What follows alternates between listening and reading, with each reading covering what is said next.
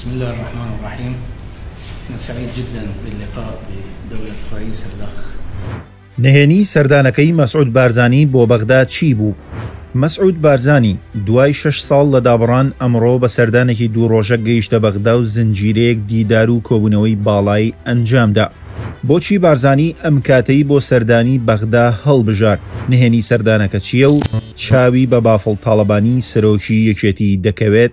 بە بڕوای شارەزایان کاتی سەردانەکەی مەسعود بارزانی بۆ بەغدا پەیوەندی بە ئاساییکردنەوەی پەیوەندیەکانی پارتی دیموکرات و ئێرانیەکانە بەو پێی ئەوانی ئێستا لە بەغدا حاکمن لەلایەن ئێرانەوە کۆنتڕۆڵکراون و بەخواستی تاران دەجوڵێنەوە.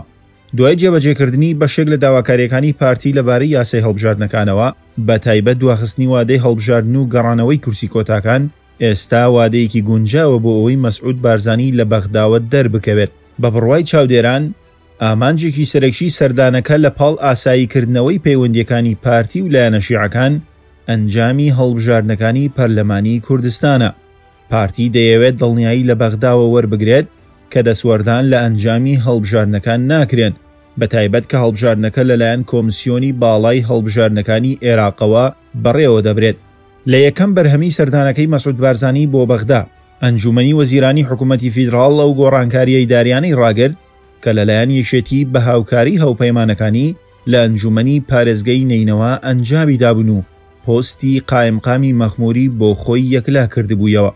پارێزگاری کەرکووک، دۆسیەی نەوت، پشکی هەرێم، لەشکرکێشەکانی سوپای تورکیا لەو بابەتانن کە بارزانی لە دیدارەکانی لەگەڵ بەرپرسانی عێراق تاوتوێیان دەکات. وزيارتي إلى بغداد بهدف تعزيز الجهود التي بذلت قبل الآن.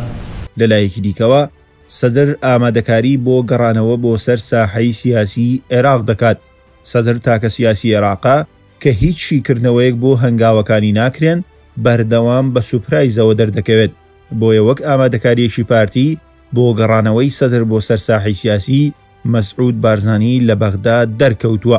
بەشێک لە میدیاکانی نزیک لە یەکێتی هەواڵی ئەوەیان بڵاو کردەوە کە بە نێوەندگیری نوری مالکی سەرۆکی هاوپەیمانی دەوڵەتی یاسا هەوڵی دیداری بافڵ تاڵەبانی لەگەڵ مەسعود بارزانی دەدرێت، بەڵام لە کۆبوونەوەی ئەمڕۆی هاوپەیمانی پێکهێنەری دەوڵەت کە یەکێتیش تێیدا بەشدارە بافڵ تاڵەبانی نەبینرا، بۆیە پێشبینی ناکرێت ئەو دیدارە لە بەغدا ئەنجام بدرێت.